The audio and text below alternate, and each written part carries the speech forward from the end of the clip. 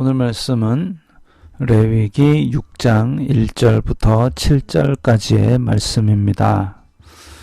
여호와께서 모세에게 말씀하여 이르시되 이제 각 어떤 제사의 방법 이걸 하나를 설명하고 나서 그 다음 또 다른 제사 혹은 다른 규정을 설명하실 때에 제일 먼저 나오는 구절들입니다. 여호와께서 모세에게 말씀하여 이르시되 이 규정들의 신적 권위를 또 이야기하는 말이기도 하고 그렇게 함으로써 우리는 또 새로운 설명이 시작된다는 것을 알 수 있겠죠.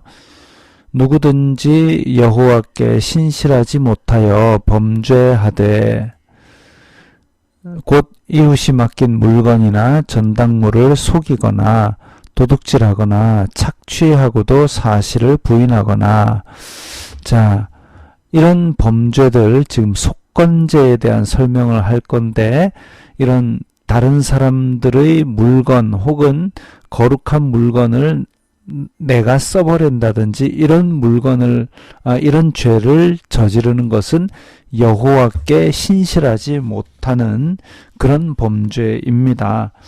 그런데 지금 이웃이 맡긴 물건이다 그러면 그때 당시에는 어디 금고도 없고 은행도 없고 그러니까 집안에 있는 귀중품을 이웃에게 맡기고 출타하는 그런 방법을 쓸 수밖에 없었는데 이웃이 맡긴 물건 그런데 그것을 자기가 꿀꺽하거나 전당물이라 그러면은 옆집에서 뭔가를 빌리러 왔을 때 대신에 내가 이걸 맡기고 내가 곧 갚을 때니까 그거 좀 빌려다오 이렇게 하는 거 그런 전당물을 속이거나 도둑질하거나 착취했다. 원래는 그러면 안 되는 거죠. 그래서 물건에 대해서 손해를 끼치거나 물건에 대해서 이런 것들은 여호와께 신실하지 못한 범죄입니다.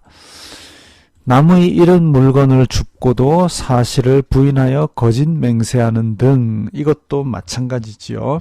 남이 이런 물건을 봤으면 그것을 주인이 나타날 때까지 자기가 잘 보관하고 있든지 아니면 주인을 빨리 찾아서 돌려주는 것이 마땅한 일입니다. 그런데 그걸 안 봤다고 거짓 맹세를 하는 것도 마찬가지로 여호와 앞에 신실하지 못한 것이고 그 사람이 이 모든 일 중의 하나라도 행하여 범죄하면 하나님 앞에 죄를 짓는 것입니다. 이는 죄를 범하였고 죄가 있는 자니 그 훔친 것이나 착취한 것이나 맡은 것이나 이런 물건을 주운 것이나 그 거짓 맹세한 모든 물건을 돌려보내되 자 그래서 남에게 손해를 입힌 그 죄 그걸 깨달으면 곧 그 본래 물건의 5분의 1을 더하여 돌려보낼 것이니 그래서 그 단지 그냥 물건만 돌려주면 끝나는 것이 아니라 5분의 1을 더해서 돌려줘야 됩니다. 100원을 상대방에게 그렇게 속이려다가 죄인 줄 깨달았으면 120원을 돌려보내야 됩니다. 그 죄가 드러나는 날에 그 임자에게 줄 것이요. 그는 또 그 속건 제물을 여호와께 가져갈지니 왜냐하면 물건에 대한 죄를 지었으니까 하나님께도 그 물건에 대한 죄를 범했다는 제사를 드려서 그 허물을 용서받아야 합니다. 곧 내가 지정한 가치대로 양떼 중 흠없는 순양을 속건 제물을 위하여 제사장에게로 끌고 갈 것이요.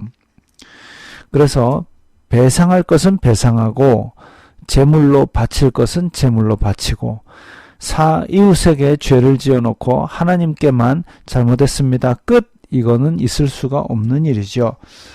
예수님께서도 가르치시기를 형제와 다투었거든 제물을 올리기 전에 먼저 그와 화목하라 그랬습니다.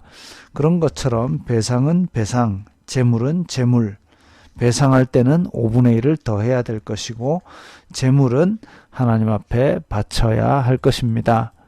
제사장은 여호와 앞에서 그를 위하여 속죄한즉 그는 무슨 허물이든지 사함을 받으리라. 그래서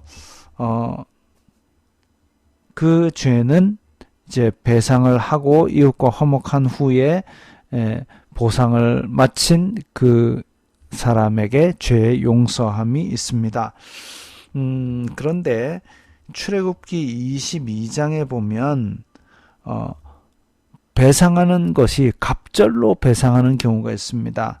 그것은 계획적으로 악을 행했을 때는 갑절을 배상하는 것이고 지금 레위기에 나온 이 속건제 같은 경우는 스스로 잘못을 고백했을 때에 그때는 5분의 1을 더하여서 갚으면 되는 것이죠.